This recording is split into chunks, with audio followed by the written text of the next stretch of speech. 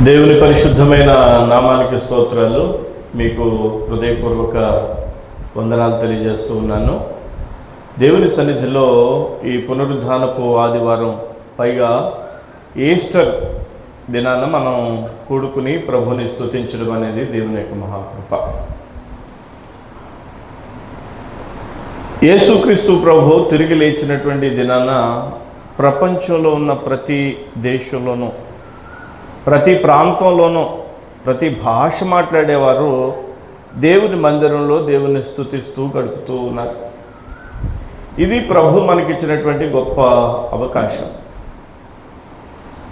యేసుక్రీస్తు ప్రభు మరణించి సమాధి చేయబడ్డ ఆ విషయాల్ని గుడ్ ఫ్రైడే వరకు మనం ధ్యానం చేసాం. యేసుక్రీస్తు మరణించిన తర్వాత ఆయన మరణించి సమాధిలో అలా ఉండలేదు, కానీ ఆయన తిరిగి లేచారు. క్రైస్తవుల యొక్క లేదా విశ్వాసుల యొక్క ప్రధానమైనటువంటి విశ్వాస ఘట్టం ఏంటంటే ప్రభు అయిన యేసుక్రీస్తు పునరుత్థానమే. ఆయన పునరుత్థానం అనేటువంటి ఈ సంఘటన ప్రభు అయిన యేసుక్రీస్తు యొక్క జననం కంటే ఘనమైనది అని చెప్పాలి. యేసుక్రీస్తు జననం గురించి మనం గుర్తు చేసుకున్నప్పుడు యేసుక్రీస్తు యొక్క జననంలో మనందరికీ తీవ్రమైనటువంటి దిగ్భ్రాంతి కలిగించే విషయాలు గుర్తొస్తాయి. వాస్తవానికి క్రిస్మస్ని అందరూ కూడా సంతోషంగా జరుపుకుంటారు, కానీ క్రిస్మస్ వెనకాల ఎంతో వేదన దాగి ఉంది, బాధ దాగి ఉంది. ఎలా అంటారేమో, ఆయన మహిమను విడిచిపెట్టి ఈ లోకానికి కన్య మరియ గర్భంలో ఒక చిన్న కడుపులో చిన్న పిండం వల్లే ఆయన రూపుదిద్దుకున్నారు. ఆయన ఇల్లు లేని వానిగా, మరి తినడానికి ఉండడానికి మరి సరైనటువంటి వసతులు లేని వానిగా ఆయన గడిపినటువంటి సందర్భాలు ఉన్నాయి. అలాంటి సందర్భంని యేసు ప్రభు ఎందుకు మరి పొందుకున్నాడంటే మనందరినీ రక్షించడం కోసం. యేసయ్య సిలువలో మరణించడానికి భూమి మీదకి వచ్చారు. మరణించడానికి వచ్చినటువంటి వాడు యేసయ్య ఒక్కడే. మనందరం ఎందుకోసం ఈ లోకంలో అమ్మ కడుపును పుట్టామంటే బ్రతకడం కోసం పుట్టాం. మరి యేసయ్య ఎందుకు పుట్టాడు? చనిపోవడం కోసం పుట్టాడు. మనందరం కూడా చనిపోతాం, కానీ ఈ శరీరము నుండి చనిపోయేటువంటి సందర్భాన్ని కాదు, ఆత్మ సంబంధమైనటువంటి మరణాన్ని గురించి నేను మాట్లాడుతూ ఉన్నాను. అయితే ప్రభు అయిన యేసయ్య ఆయన సిలువ వేయబడిన తర్వాత సిలువ వేయబడినటువంటి ఆయన యొక్క శరీరాన్ని క్రిందకి దించారు. సరే, డాక్టర్స్ వచ్చి నాడి పట్టుకుని యేసయ్య చనిపోయాడని చెప్పి నిర్ధారించారు. నిర్ధారించిన తర్వాత యేసయ్యని మరి సమాధి చేయాలి. సమాధి చేయాలి అని అంటే అక్కడ ఉండేటువంటి పెద్దలందరికీ, అక్కడ ఉండేటువంటి శాస్త్రులకి, పరిసయ్యులకి ఒక ఆలోచన వచ్చింది. అరే, యేసు ప్రభు తిరిగి లేస్తానని ముందు చెప్పాడు, నేను మరణించి తిరిగి లేస్తానని ముందు చెప్పినట్లుగా ఈ శిష్యులకు కనుక ఈ యొక్క పార్థివ దేహాన్ని లేదా బాడీని అప్పగిస్తే ఏదైనా మాయం చేసేసి మా యేసయ్య తిరిగి లేచాడని చెప్తారు. అలా కాదు, ఏదైనా యేసు ప్రభు యేసు శరీరాన్ని మనం చాలా పకడ్బందీగా మనం ఈ సమాధి చేయాలని అనుకున్నారు. అనుకుని వాళ్ళంతా ఆలోచన చేస్తుండగా ఒక వ్యక్తి వచ్చారు. వచ్చి చాలా ధనవంతుడైనటువంటి ఆ వ్యక్తి వచ్చి యేసు ప్రభు యొక్క శరీరాన్ని తనకి ఇమ్మని అడిగాడు అన్నమాట. ఎందుకో తెలుసా? నాకు యేసు అంటే నాకు చాలా ఇష్టం. నేను చాలా ఆస్తి సంపాదించుకున్నాను. ఆస్తి సంపాదించుకున్నటువంటి నేను చనిపోయే ముందుగానే ఒక సమాధిని సిద్ధం చేసుకున్నాను. బాగా ఉన్నవాళ్ళు, బాగా ధనవంతులు ఏం చేస్తారో తెలుసా? చనిపోవడానికి ముందే వాళ్ళ దగ్గరుండి తాపీ మేస్త్రులను పిలిపించుకుని వాళ్ళ సమాధి వాళ్ళే కట్టించేసుకుంటారు, రెడీగా పెట్టుకుంటారు. పిల్లలందరికీ చెప్తారు, ఇదిగో బాబు ఇక్కడ పెట్టంటారు నన్నని. ఆ విధంగా ఆ ధనవంతుడు తనకి ఒక సమాధిని తొలిపించుకున్నాడు. ఆ కొండలో సమాధిని తొలిపించుకుని దాన్ని సిద్ధం చేసుకుని ఉన్నాడు. తన కోసం సిద్ధం చేసుకున్నటువంటి సమాధి అది. యేసు ప్రభు యొక్క శరీరాన్ని ఆ రోమా సామ్రాజ్యం దగ్గరికి వెళ్ళి, అధికారుల దగ్గరికి వెళ్ళి, శాస్త్రుల దగ్గరికి, అక్కడ ఉండేటువంటి యాజకుల దగ్గరికి వెళ్ళి అడిగేసరికి వాళ్ళందరూ కూడా ఇతను ధనవంతుడు కదా, ఇతని దగ్గర అయితే క్షేమంగా తన యొక్క మరి యేసు శరీరం ఉంటుంది అని చెప్పి అతనికి అప్పగించడం జరిగింది. ఆయన ఏం చేశాడంటే తీసుకెళ్ళి తనకి తొలిపించుకున్నటువంటి ఆ సమాధిలో యేసు ప్రభు యొక్క శరీరాన్ని పెట్టడం జరిగింది. పెట్టి ఒక రాయిని దొర్లించారు. దాని మీద దొర్లించిన తర్వాత ఆ యొక్క శత్రువులు ఎవరైనా ఆయన యొక్క శరీరాన్ని తీసుకెళ్ళి పునరుద్ధానుడు అయ్యాడు అని అంటారేమోనని ప్రభుత్వం ఒక ఏర్పాటు చేసింది. అక్కడ రక్షక భటుల్ని పెట్టింది. ఆ సమాధికి చుట్టూరు కూడా సీల్ వేసింది. ఆ తలుపు తీయకుండా, రాయి బోర్లించినటువంటి రాయి తీయకుండా అక్కడ ఒక అడ్డు పెట్టింది. పెట్టి అక్కడ నుండి ఆ శరీరం ఎవ్వరూ తీసుకెళ్లకుండా అక్కడ తగిన ఏర్పాట్లు చేసింది ఆ యొక్క ప్రభుత్వం. అయితే జరిగినటువంటి సంఘటన ఏం జరిగిందో మనం ఈరోజు పరిశీలన చేద్దాం. దేవునికి స్తోత్రం కలుగునుగాక. హల్లెలూయా. చూడండి 50వ వచనం 23వ అధ్యాయం లూకాసు వార్త 23వ అధ్యాయం 50వ వచనం నుంచి క్రిందకి చదువుదాం. 24వ అధ్యాయం కూడా మనం చదవబోతున్నాం. అరిమతయి అను యూదుల పట్టణపు సభ్యుడైన యోసేపు అని ఒకడు ఉండెను. అరిమతయి యోసేపు, అతడు సజ్జనుడును నీతిమంతుడును అయ్యుండి వారి ఆలోచనకును వారి చేసిన పనికిని సమ్మతింపక దేవుని రాజ్యం కొరకు కనిపెట్టుచుండినవాడు. యూదులు చేసినటువంటి పనికి సమ్మతించలేదు ఈ యొక్క అరిమతయి యోసేపు. వాస్తవానికి అతడు సజ్జనుడు, నీతిమంతుడు, దేవుని రాజ్యం కొరకు కనిపెడుతున్నటువంటి ఒక వ్యక్తి. ఏం చేశాడు అతను? 52వ వచనం. అతడు పిలాతు వద్దకు వెళ్ళి, అంటే గవర్నర్ దగ్గరికి వెళ్ళి, యేసు దేహము తనకిమ్మని అడుగుకుని, దేహాన్ని తనకిమ్మని అడిగాడు. దాన్ని క్రిందికి దించి సన్నపు నారబట్టతో చుట్టి మంచి వస్త్రాన్ని చుట్టాడు. తొలిచిన రాతి సమాధిలో ఉంచాడు. తన కోసం సిద్ధం చేసుకునేటువంటి రాతి సమాధిలో ప్రభువైన యేసు యొక్క దేహాన్ని ఉంచడం జరిగింది. అందులో ఎవడును అంతకు మునుపెన్నడును ఉంచబడలేదు. క్రొత్త సమాధి అది. అంతకుముందు ఎవరు కూడా దాంట్లో ఉంచబడలేదు. ఆ దినమున సిద్ధపరచు దినము విశ్రాంతి దినారంభము కావచ్చును. అంటే శుక్రవారం సాయంత్రం, అంటే శనివారం ఉదయం అన్నమాట. అప్పుడు గలిలయలో నుండి ఆయనతో కూడా వచ్చిన స్త్రీలు వెంట వెళ్ళి ఆ సమాధిని, ఆయన దేహమును ఎలా ఉంచబడినో చూసి తిరిగి వెళ్ళి సుగంధ ద్రవ్యములను పరిమళ తైలమును సిద్ధపరిచి ఆజ్ఞ చొప్పున విశ్రాంతి దినమున తీరికగా ఉండిరి. దేవునికి స్తోత్రం కలుగునుగాక. సాధారణంగా భూమిలో పెట్టినటువంటి శరీరం మరి 3 రోజులకి వరకు అలా ఉంటుంది. 4వ రోజు నుంచి డికే అవ్వడం ప్రారంభిస్తుంది, పాడవడం ప్రారంభిస్తుంది. 3 రోజుల వరకు ఆ విధంగా ఉండడానికి మ్యాక్సిమం అవకాశాలు ఉన్నాయి. అంటే ఉడికెత్తిపోయి శరీరం అంతా పాడవుద్ది, కానీ రూపం ఏమీ చెడిపోదు. 4వ రోజు నుంచి చెడిపోయేటువంటి అవకాశం ఉంది. అయితే వాళ్ళు 3వ రోజునే, అంటే 4వ రోజు రాకముందే ఆ దేహానికి మరలా పాడవకుండా యూదులు ఏం చేస్తారంటే సుగంధ ద్రవ్యాలు పూయడానికి వెళ్తారు. మరలా సుగంధ ద్రవ్యాలు పూయడానికి ఎవరెవరు వెళ్ళాలి అని ఆలోచిస్తున్నారంటే ఎవరు వెళ్తారు? ఈ సోకాల్డ్ ఈ శిష్యులంతా కూడా ఏమైపోయారు? పెద్ద పెద్ద మాటలు పలికినటువంటి వీళ్ళంతా కూడా పారిపోయారు. అక్కడ ఉన్నది ఎవరంటే చెప్పండి? స్త్రీలే. ఇంకా ఎవరంటే అరిమతయి యోసేపు అనేటువంటి ఒక సజ్జనుడు ధైర్యంగా వెళ్ళి దేహాన్ని అడిగాడు. ధైర్యంగా వెళ్ళి నా కోసం తొలిపించుకున్నటువంటి సమాధిని నేను పెడతాను, ఇవ్వండి అని అడిగాడు.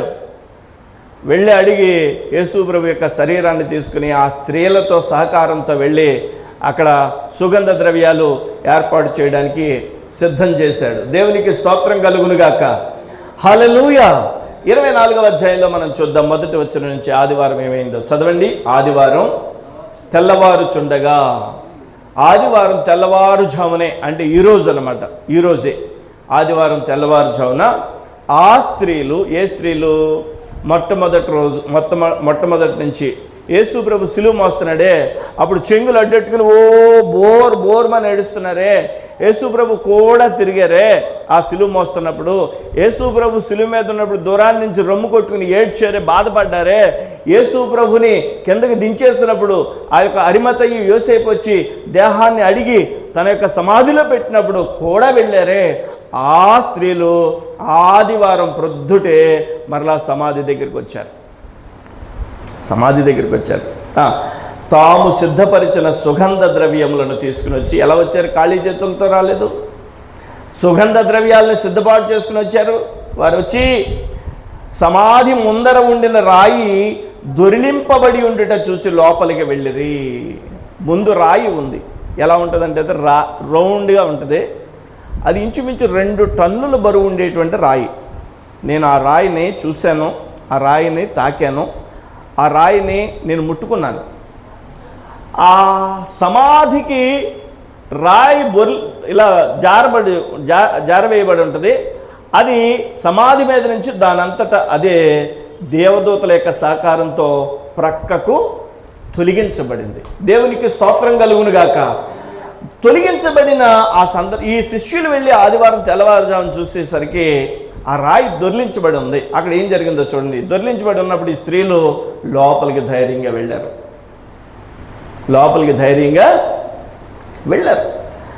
ఆ తర్వాత చూడండి, ప్రభు అయిన యేసు దేహము వారికి కనబడలేదు. లోపలికి వెళ్ళాక యేసు ప్రభు దేహం వాళ్ళకి కనబడలేదట. వాళ్ళకి కనబడలేదు. ఇందును గూర్చి వారికి ఏమీయో తోచకుండగా, వాళ్ళకి ఏం అర్థం కావడం లేదు. యేసు ప్రభు శరీరం లోపల లేదు, రాయి చూస్తే తీసేసి ఉంది. ప్రకాశమానమైన వస్త్రములు ధరించిన 2 మనుష్యులు వారి యొద్ద నిలవబడి, వారు భయపడి ముఖములను నేల మీద మోపి ఉండగా, 2 మనుష్యుల రూపంలో ప్రకాశమానమైనటువంటి 2 రూపాలు, 2 వ్యక్తులు వారి దగ్గరకు వచ్చినప్పుడు భయపడిపోయి వీళ్ళు ముఖాన్ని నేల మీద పెట్టుకుని ఉన్నారు. ఏం జరిగింది అప్పుడు?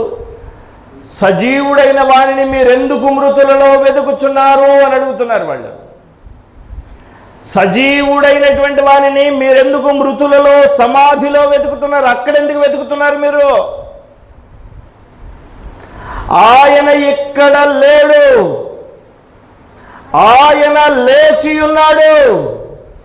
ఆయన ఇంకా గలిలయలో ఉండినప్పుడు మనుష్య కుమారుడు పాపిష్ఠులైన మనుష్యుల చేతికి అప్పగింపబడి సిలువేయబడి 3వ దినమందు లేవవలసి ఉన్నదని ఆయన మీతో చెప్పిన మాట జ్ఞాపకానికి చేసుకోండి అని ఆ 2 దేవదూతలు చెప్పడం జరిగింది. దేవునికి స్తోత్రం. ఎక్కడెందుకు వెతుకుతున్నారు మీరు? ఆయన సజీవుడిగా ఉన్నాడు కదా. ఆ మాటలు ఈ స్త్రీలు వినేసరికి ఆశ్చర్యపడిపోతున్నారు. చూడండి, అప్పుడు వారు ఆయన మాటలు జ్ఞాపకం చేసుకుని 8వ వచనంలో జ్ఞాపకం వస్తున్నాయి. అప్పుడు అవును, యేసు ప్రభు చెప్పారు కదా, 3వ దినాన్ని నేను తిరిగి లేస్తానని యేసు చెప్పాడు కదా. మనుష్య కుమారుడు మరణించబోతున్నాడు, మనుష్య కుమారుడు అప్పగించబడబోతున్నాడు, మనుష్య కుమారుణ్ణి మరి అన్యాయపు తీర్పు తీర్చబోతున్నారు అని చెప్పిన యేసయ్య ఆయన మరణించిన తర్వాత తిరిగి 3వ దినాన లేస్తానన్న మాట వారికి జ్ఞాపకం వచ్చింది.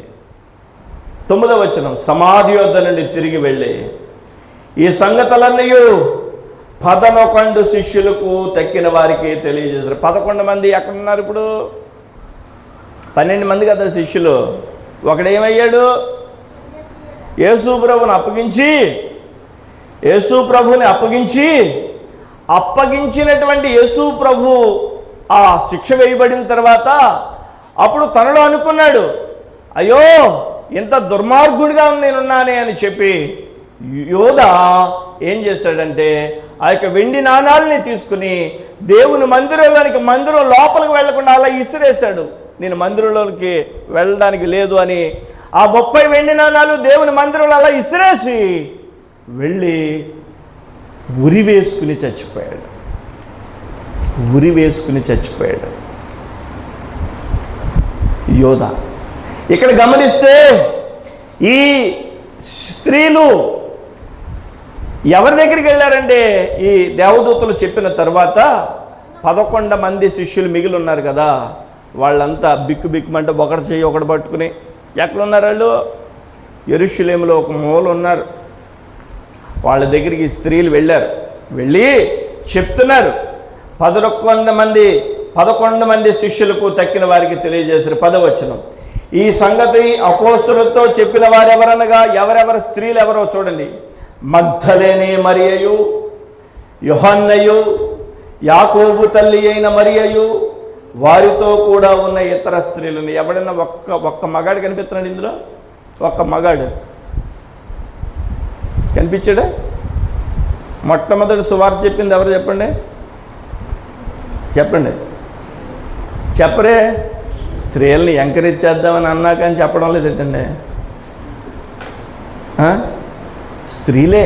దేవునికి స్తోత్రం కలుగును గాక. హల్లెలూయా. మొట్టమొదట ప్రభువైన యేసుక్రీస్తు యొక్క సువార్త చెప్పింది స్త్రీలే. ఎందుకంటే స్త్రీల వల్లే లోకంలోనికి శాపం వచ్చిందని, పురుషులు అనే అవకాశం లేకుండా దేవుడు స్త్రీలను ఎంత కాపాడాడండి. స్త్రీల ద్వారానే మొట్టమొదట సువార్త చెప్పించాడు. స్త్రీని వాడుకునే ప్రభువైన దేవుడు ఈ లోకంలోనికి వచ్చాడు. కాబట్టి ఈ స్త్రీలు అపోస్తులైనటువంటి 11 మంది దగ్గరికి వెళ్ళి, మిగిలినటువంటి వాళ్ళ దగ్గరికి వెళ్ళి చెప్తుంటే జరిగింది ఏంటో చూద్దాం. ఎవరెవరు వెళ్ళారు? మగ్దలేనే మరియయు, యోహన్నయు, యాకోబు తల్లి అయిన మరియయు, వారితో కూడా ఉన్న ఇతర స్త్రీలు. అయితే వారి మాటలు వీరి దృష్టికి, వీరంటే ఎవరు? మనోళ్ళు. వారంటే ఎవరు? ఆ స్త్రీలు. చెప్పండి. వారంటే ఎవరు? వీరంటే ఎవరు? మనవాళ్ళు.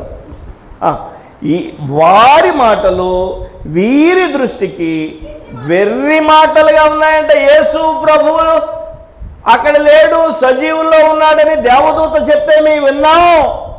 యేసు ప్రభు తిరిగి లేస్తానని అన్నాడు కదా, ఆయన సమాధిలో లేడు, ఆయన తిరిగి లేచాడు అని స్త్రీలు చెప్తుంటే, ఈ శిష్యులు ఉన్నారే 11 మంది శిష్యులు, యేసు ప్రభు కూడా 3.5 సంవత్సరాలు ప్రయాణం చేసి అద్భుత కార్యాలు చూశారే, ఆశ్చర్యమైన కార్యాలు చూశారే, ఎన్నో అద్భుతాలు చూశారు, స్వస్థతలు చూశారు, మరణించిన వారు తిరిగి లేవడం కన్నులారా చూశారు. పాడి మీద ఉండేటువంటి వ్యక్తిని యేసయ్య ముట్టినప్పుడు పాడి మీద నుంచి ఆ చనిపోయినటువంటి చిన్న బిడ్డ లేచినటువంటి సందర్భం కనులారా చూశారు ఈ యొక్క శిష్యులు. కుంటి వాళ్ళకి, గ్రుడ్డి వాళ్ళకి వెంటనే స్వస్థత వచ్చిన సందర్భం చూశారు. ఆకలి వేసినప్పుడు 2 చేపలు 5 రొట్టెలు విస్తారమైన ప్రజలకు పంచిపెట్టడం చూశారు. ఒకటేంటి, రెండేంటి, ఎన్నో అద్భుతాలు చూశారు. ఈ అద్భుతాలు చూసినటువంటి ఈ 11 మంది శిష్యులు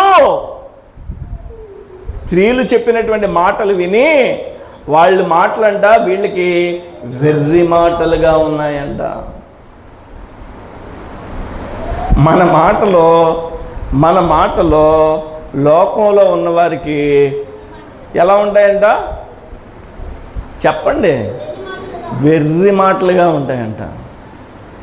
వీడు మతంలోకి దిగిపోయాడు, ఇదివరకు బాగానే ఉండేవాడు, మతం పుచ్చుకున్నాడు, బాగానే ఉండేవాడు ఇదివరకు, ఇప్పుడు వెర్రిగా అనిపిస్తుంది లోకానికి, వెర్రితనంగా ఉంటుంది. కానీ ఈ యొక్క సిలువను గూర్చిన వార్తల్లో ఉన్న శక్తి మనం అనుభవించగలుగుతున్నాం.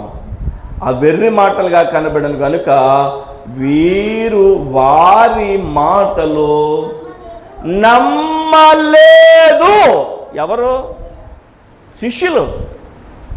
యేసు ప్రభు తిరిగి లేచాడన్న మాట ఆయన శిష్యులు నమ్మలేదట. కానీ ఒక వాస్తవమైన విషయం ఏంటో తెలుసా? ఈ పత్రికలన్నీ వాళ్ళే రాశారు. వాళ్ళు నమ్మలేదు. మరి ఎలా నమ్మారు వాళ్ళు? చూడండి బాగా.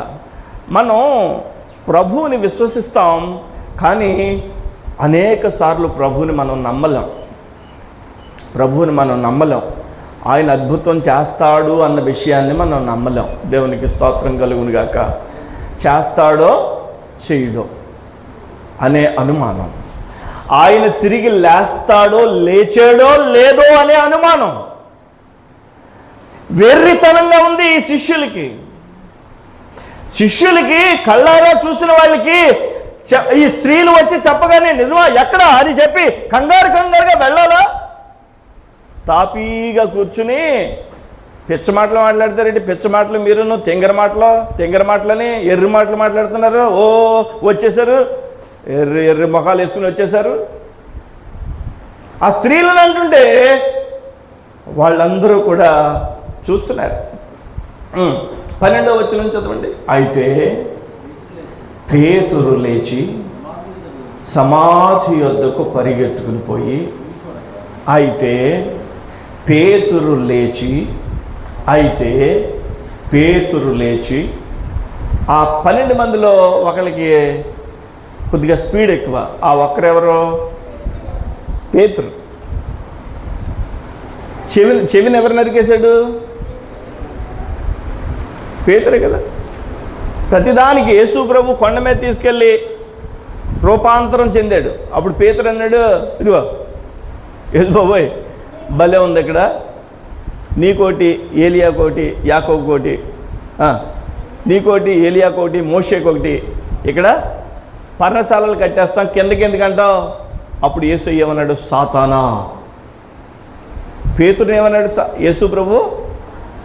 యేసు ప్రభు మాట్లాడితే ఎప్పుడు కూడా ఫోటోలో మీరు ఎలా చూసుంటారంటే ఇలా ప్రశాంతమైన ఏలు ఇలాగ పెడతాడు. ఆ ఫోటోలో ఇలా పెట్టి ఇలాగ ప్రశాంతమైన ముఖంతో ఉండడమే చూశారు. ఆయనకి రెండవ కోణం మనం చూస్తే ఆయన అన్నాడు పేతురుని సాతానా అని పిలిచాడు. నేను ఎందుకు వచ్చాను? కొండ మీద కూర్చోడానికి వచ్చాను? లేదే, నేను సిలువపై మరణించడానికి వచ్చాను. నేను మీకు రూపాంతరం చెందడానికి ముందుగా ఎందుకు చూపిస్తున్నానంటే క్రిందకి వెళ్ళేకి సాక్ష్యాన్ని మీరు చెప్తారని. పేతురు దుడుకుగా ఉండేవాడు. క్లాసులో కూడా కొంతమంది వచ్చినా రాకపోయినా ప్రశ్న అడగగానే అని చెప్పేస్తాడు. ఆడికి వచ్చినా రాకపోయినా కరెక్ట్ ఆన్సర్ అయినా రాకపోయినా కదండి, ఆ పద్ధతి మంచిది. వాళ్ళని ఎంకరేజ్ చేస్తాం మనం, మంచిది. ఆడికి ధైర్యంగా చెప్తున్నాడు. తర్వాత అది కరెక్టా కాదా అన్న విషయం తర్వాత పేతురు మొట్టమొదట లేచి ఆ 11 మందిలో 10 మంది అలా కూర్చునే ఉన్నారు దిగాలుగాను. ఈ పేతురు ఒక్కడే లేచి పరిగెత్తుకుని వెళ్ళిపోయాడు. ఎక్కడికి? సమాధి దగ్గరికి. సమాధి యొద్దకు పరిగెత్తుకుని పోయి వంగి చూడగా నారబట్టలు మాత్రం విడిగా కనపడెను. అతడు జరిగిన దానిని గురించి ఆశ్చర్యపడుచు ఇంటికి వెళ్ళెను. దేవునికి స్తోత్రం కలుగును గాక. 10 మంది శిష్యుల కంటే మొట్టమొదటిగా పేతురు లేచాడు. అందుకనే పేతురు ఈ యొక్క ప్రభు అయిన యేసు యొక్క మరణం తర్వాత మొట్టమొదటి ప్రసంగం చేసిన వాళ్ళు ఎవరో తెలుసా? మీరు ఎప్పుడైనా క్విజ్లో అడిగితే చెప్పచ్చు. ఫస్ట్ మెసేజ్ చేసింది ఎవరో? యేసు ప్రభు మరణించి తిరిగి లేచాక పేతురే. మన అపోస్తుల కార్యంలో ధ్యానం చేశాం కదా, పేతురే ఫస్ట్ మెసేజ్ చేశాడు. పేతురు మెసేజ్ చేసినప్పుడు 3000 మంది మారిపోయారు. ఆ తర్వాత 5000 మంది, ఆ తర్వాత కొన్ని వందల వేల లక్షల మంది. అందులో ఒక శిష్యుడు తోమ, ఆయన పేరేంటి? నేను ఇండియా వెళ్ళిపోతాను బాబోయ్ అని చెప్పి ఇండియా వచ్చేసాడు. ఇండియా వచ్చేసి కేరళ రాష్ట్రం వచ్చాడు. కేరళ రాష్ట్రం వచ్చి కేరళ రాష్ట్రంలో కేరళ సముద్ర తీరాన నిలబడి సముద్రంలో అక్కడ పూజ చేస్తున్నారు. ఏ పూజ చేస్తున్నారు? ఉదయాన్నే సూర్య నమస్కారం చేస్తున్నారు. సముద్రంలో నుంచి నీళ్ళు ఎత్తి పైకి ఇలా పోస్తున్నారు, దండం పెడుతున్నారు. అప్పుడు తోమా వచ్చి అక్కడ ఉండేటువంటి సూర్య నమస్కారం చేస్తున్న వాళ్ళని అడిగాడు, ఇదిగో మీరు పైకి నీళ్లు పోస్తున్నారే, ఆ నీళ్లు ఎవరికి పోస్తున్నారని అంటే వాళ్ళు నీటిలో ఉండి అంటున్నారు మా దేవుడైనటువంటి సూర్య భగవానుడికి.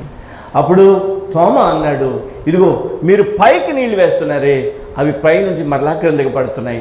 నేను అంటున్నాను, ఆ నీళ్లు కనుక పైన ఆగిపోతే నేను చెప్పినప్పుడు నా దేవుడు గొప్పవాడని చెప్పి వాళ్ళకి ఒక సూచన ఇచ్చి అక్కడ ఉండేటువంటి వారందరికీ ఆ సూచన ద్వారా మారు మనస్సు రక్షణ పొందారు. వారందరికీ తోమా గారే బాప్తిస్మం ఇచ్చేశారు. దేవునికి స్తోత్రం. వాళ్ళు ఎవరో తెలుసా? కేరళ బ్రాహ్మణులు. ఆ తర్వాత తమిళనాడు వచ్చాడు.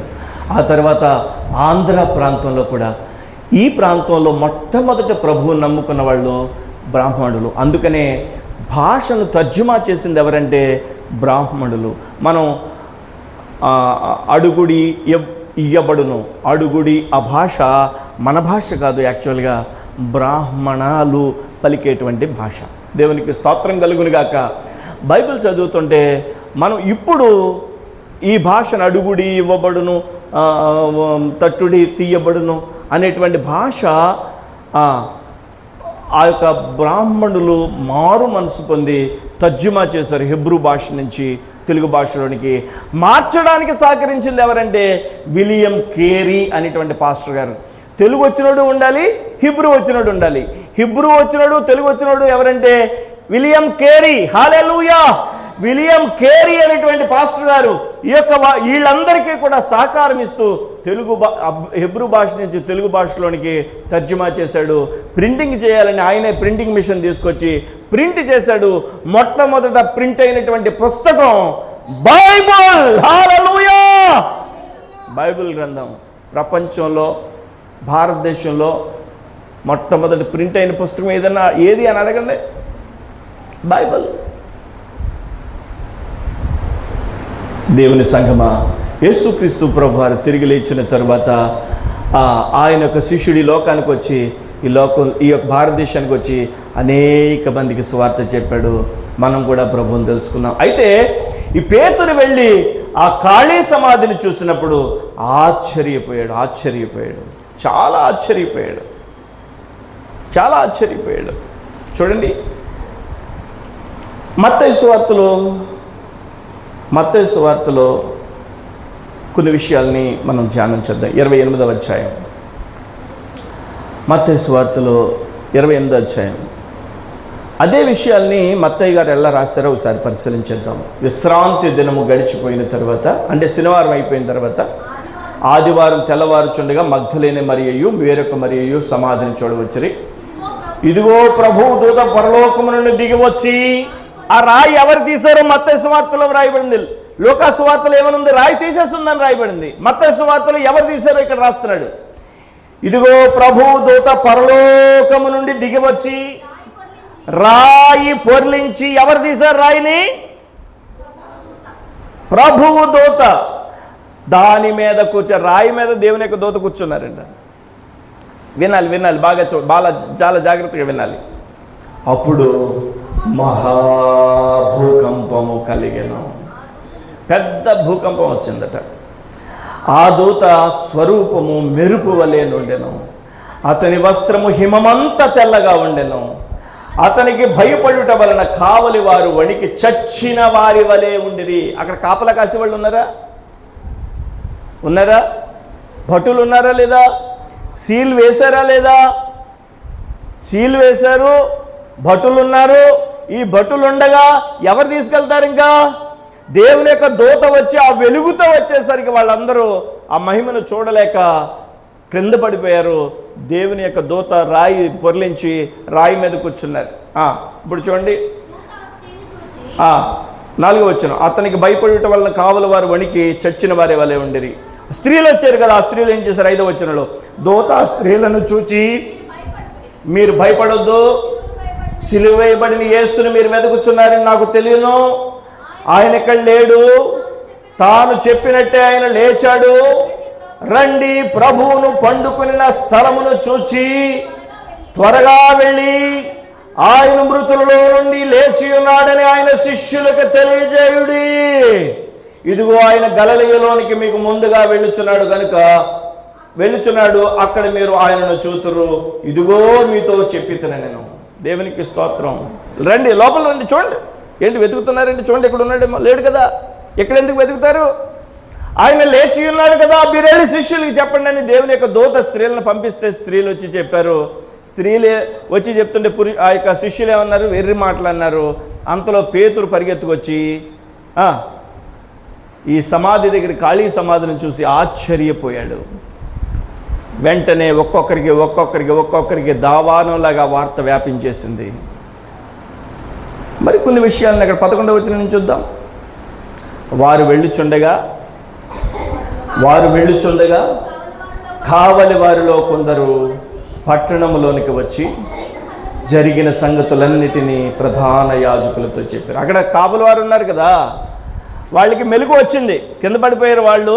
ఆ వెలుగుని చూడలేక సరే కొంతసేపటికి మెలకు వచ్చి కొంతమంది పరుగున ప్రధాన యాజకుల దగ్గరికి వచ్చారు. వచ్చి చెప్పారు వాళ్ళతో, ఇదిగో దేవుని యొక్క దూత వచ్చి రాయి దొర్లించడం మేము చూసాం, మేము వెలుగును చూడలేక తట్టుకోలేక పడిపోయాం, మా కళ్ళ ముందే జరిగింది ఇది అని ప్రధాన యాజకుడితో చెప్పారు. ఈ యొక్క కావలి వారు అంటే ఇక్కడ ఉండేటువంటి బంట్రోతులు వెళ్తే వాళ్ళతో చెప్తే 12వ వచనం, కాబట్టి వారు పెద్దలతో కూడి వచ్చి ఆలోచన చేసి ఆ సైనికులకి చాలా ద్రవ్యం ఇచ్చి చాలా డబ్బిచ్చి వాళ్ళు ఒక మాట చెప్పమన్నారు. ఏమని చెప్పమన్నారు తెలుసా? మేము నిద్రపోవచ్చుండగా, ఇలా వినాలి, ఈ పాయింట్ చాలా పట్టుకోవాలి. ఇది మేము నిద్రపోవచ్చుండగా ఎవరొచ్చారు బాగా చెప్పాలి. ఎవరి శిష్యులు? యేసుప్రభు శిష్యులు వస్తారండి ఇక్కడికి? భట్టులు ఎక్కడ ఉండగా యేసుప్రభు శిష్యులు వస్తారా? వాళ్ళు ఎక్కడున్నారు? బేకలు ఎత్తేస్తే ఎక్కడున్నారు వాళ్ళు చెప్పండి? ఒక మూల దాక్కుని ఉన్నారు కదా. ఈ బంట్రోతులు అంటున్నారు, మేము నిద్రపోతున్నప్పుడు అతని శిష్యులు రాత్రి వేళ వచ్చి అతనిని ఎత్తుకుని పోయారు. ఎప్పుడు వచ్చారట? రాత్రి వేళ వచ్చారు. ఎవరు పట్టుకుపోయారట? చెప్పాలి బాగా, మిమ్మల్ని ప్రశ్న అడుగుతున్నప్పుడు చెప్పాలి.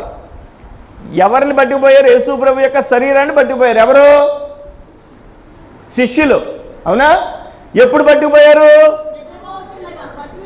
నిద్రపోతున్నప్పుడు శిష్యులు పట్టుకెళ్ళారని వీళ్ళకి ఎలా కనిపించింది?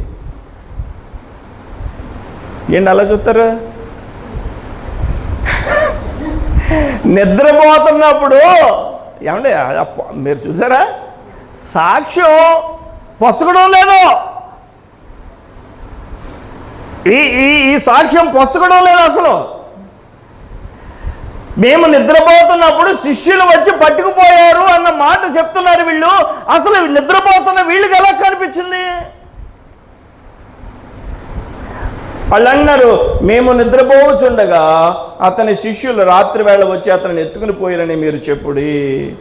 ఇది అధిపతి చెవిని పడిన ఎడల మేము అతన్ని సమ్మతపరిచి మీకేమీ తొందరపడలేకుండా చూద్దామని చెప్పారు. ఇది మీ ఉద్యోగాలు ఏం పోవలే, శిష్యులు పట్టుకుపోయారని అంటే వాళ్ళ మీద పెట్టేద్దాం, మీ ఉద్యోగాలు ఏం పోవలే అని చెప్పి ఈ యొక్క భటులకి భరోసా ఇచ్చారు అక్కడ ఉండేటువంటి పెద్దలు.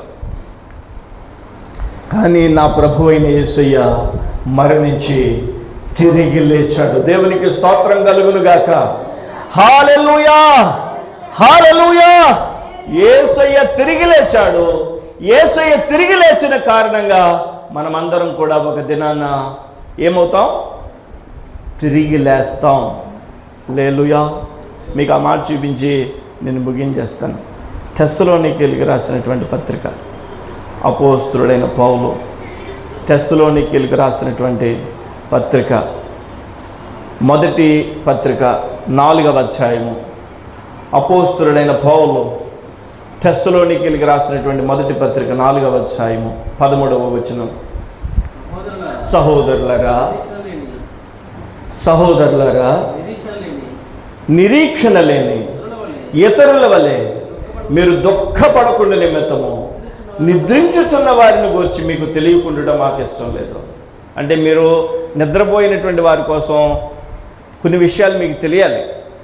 యేసు మృతి పొంది తిరిగి లేచనని మనం నమ్మితే అదే ప్రకారంగా యేసునందు నిద్రించిన వారిని దేవుడు ఆయనతో కూడా వెంట పెట్టుకుని వచ్చును. మేము ప్రభు మాటను బట్టి మీతో చెప్పున్నదేమనగా, ప్రభు రాకడ వరకు సజీవులమై నిలిచి ఉండి మనము నిద్రించిన వారి కంటే ముందుగా ఆయన సన్నిధిని చేరము. ఆర్భాటముతోనూ ప్రధాన దూత శబ్దంతోనూ దేవుని బోరతోనూ పరలోకము నుండి ప్రభు దిగి వచ్చును. క్రీస్తునందుండి మృతులైన వారు మొదట లేతురు. సమాధులలో నుండి ఉన్నవారంతా చెప్పండి, యేసు ప్రభు రాకడలో తిరిగి లేచిపోతారట. దేవునికి స్తోత్రం, హల్లెలూయా. సమాధులలో ఉన్న వాళ్ళందరూ యేసు ప్రభు యొక్క రాకడ రోజున తిరిగి లేస్తారు. హల్లెలూయా. ఏ రకంగా లేస్తారంటే మహిమ శరీరములతో లేస్తారు, నిత్యరాజ్యంలో ఉంటారు. దేవునికి స్తోత్రం, హల్లెలూయా. కాబట్టి మనం ఆయన యొక్క పునరుద్ధానాన్ని మనం నమ్మినప్పుడు మనం కూడా పునరుద్ధానం అవుతాం అని మనకు ఒక గొప్ప నిరీక్షణ. హల్లెలూయా. మనకు ఒక గొప్ప నిరీక్షణ. ఆ నిత్యరాజ్యంలోకి మనం వెళ్తాం. అక్కడ ఆకలి దప్పికలు ఉండవట. ఆకలి దప్పికలు ఉండవట. ఆకలి దప్పికలు లేకపోతే ఇంకా స్టవ్ వెలిగించే పని ఉంటుందా? ఏమండి, స్టవ్ వెలిగించే పని ఉంటుందా? ఏ కూర వండాలో అన్న వెతుక్కునే పని ఉంటుందా? అసలు ఆకలే ఉండదట, దప్పికే ఉండదట. మనం పరలోకపు దేవదూతల కంటే ఒక ఉన్నతమైన స్థానాన్ని, స్థితిని మనకిస్తాడు. అక్కడ నిత్యరాజ్యంలో, నిత్య సంతోషంలో మనం దేవునితో సదాకాలం ఉంటాం. హల్లెలూయా. ఆ నిత్యరాజ్యంలో ఉండడానికి యేసయ్య మనందరి పాపాల నుండి మనల్ని విడిపించడానికి ఈ లోకానికి వచ్చాడు. రక్తము కార్చాడు, సిలువలో మరణించాడు, సమాధి చేయబడ్డాడు. సమాధి చేయబడిన వాడు తిరిగి ఆయన అలా ఉండలేదు, కానీ తిరిగి లేచాడు. ఈ ప్రపంచంలో భూమి మీద ఒకే ఒక్క సమాధి, ఖాళీ సమాధి ఉంది. అది నేను ప్రకటిస్తున్న నజరేయుడైన యేసు క్రీస్తు వారి యొక్క సమాధి. హల్లెలూయా, హల్లెలూయా. ప్రపంచంలో నలుమూలల నుండి కోట్లాది మంది వెళ్ళి ఆ యొక్క ఖాళీ సమాధిని చూసి ధైర్యం తెచ్చుకుని ప్రభు యొక్క వాక్యం నమ్మి ప్రభువుని స్తుతిస్తున్నారు. హల్లెలూయా. ఆయన లేచిన రోజే ఈ ఈస్టర్. ఈరోజు ఏ రోజు? ఆయన తిరిగి లేచిన రోజు. ప్రశస్తమైనటువంటి దేవుని సన్నిధిలో మనం ఉన్నాం. ఆయన పునరుద్ధాన బలాన్ని మనం పొందుకున్నాం. ఆయన పునరుద్ధానపు శక్తిని మనం పొందుకుందాం. పునరుద్ధానుడు అని చెప్పి ఆయన్ని నమ్ముదాం. ఆయన యొక్క పునరుద్ధానంలో మనందరం కూడా పాలిభాగస్తులం అవుదాం. బాప్తిసం ఎందుకు తీసుకోవాలనంటే కంపల్సరీ ఎందుకు తీసుకోవాలనంటే ఇలా చూడండి. బాప్తిసం ఎందుకు తీసుకోవాలంటే ఆయన మరణములోనూ, చెప్పండి, ఆయన పునరుద్ధానంలోనూ పాలిభాగస్తులం అవ్వాలి. ఆయన మరణంలో, పునరుద్ధానంలో అంటే మనల్ని ఏం చేయాలి? పాత మనిషి చచ్చిపోవాలి, క్రొత్త మనిషి బ్రతకాలి. పాత మనిషి చచ్చిపోవాలంటే భూమిలో మనం పాతి పెడితే ఒక 10 నిమిషాలకి మనిషి చచ్చిపోతాడు. నీటిలో అలా ముంచి వెంటనే తీస్తారు. దేవునికి స్తోత్రం కలుగును గాక. బాప్తిసం అంటే ఏమీ కాదు, మీరు నమ్ముకున్న విషయాన్నే జస్ట్ ఒప్పుకోవడం అనమాట. మీరు ఆ నీటిలో అలా ఉంచుతాడు సేవకుడు, మరణించినట్టు మీరు తిరిగి ప్రభువునందు పునరుద్ధానుడయ్యాడు. ఇక పాత మనిషి కాదు, క్షమించబడి తిరిగి లేచినటువంటి కొత్త మనిషి. మీ మీద ఎలాంటి శాపానికి ఏలుబడి చేయడానికి అవకాశం లేదు. అందుకని ఆయన మరణ పునరుద్ధానాల్లో పాలిభాగస్తులుగా మార్చబడాలి. మన దేవునికి స్తోత్రం కలుగునుగాక. హల్లెలూయా. అందుకనే నమ్మి బాప్తిసం పొందాలి. హల్లెలూయా. నమ్మండి, బాప్తిసం పొందండి. ప్రభు బిడ్డలుగా పరిపూర్ణంగా ఆయన యొక్క నామములో ఆయన యొక్క కృపను పొందండి. ఆయన యొక్క రాజ్యానికి హక్కుదారులుగా మార్చబడండి. దేవుడి మాటల్ని మన హృదయాలలో ఫలింపచేయును గాక. ఆమేన్. చిన్న ప్రార్థన చేసుకుందాం. మోకరించండి. చిన్న ప్రార్థన చేసుకుందాం. పరిశుద్ధుడా, మహాగణుడా, ఎత్తబడిన వాక్యం నాలో ఫలింపచేయండి, మాలో ఫలింపచేయండి. మీరు అక్కడైతే ఎత్తబడే సంఘంలో మీరు అక్కడ ఆలస్యమైతే మీ కృపలో సాగే సహాయం అనుగ్రహించండి. ఈస్టర్ పర్వదినాన నాయన, ఈస్టర్ శుభదినాన మీ సన్నిధిలో పాలు పొందే కృపను మాకు అనుగ్రహించారు. మీ యొక్క కృపాశీర్వాదములు మాకు అనుగ్రహించి తోడయండి, మహిమ పొందమని. మీరు అక్కడైతే ఎత్తబడే సంఘంలో మీరు అక్కడ ఆలస్యమైతే మీ కృపలో సాగే సహాయం అనుగ్రహించమని యేసు నామంలో ప్రార్థన చేస్తున్నాను మా తండ్రి. ఆమేన్. అందరికీ వందనాలు.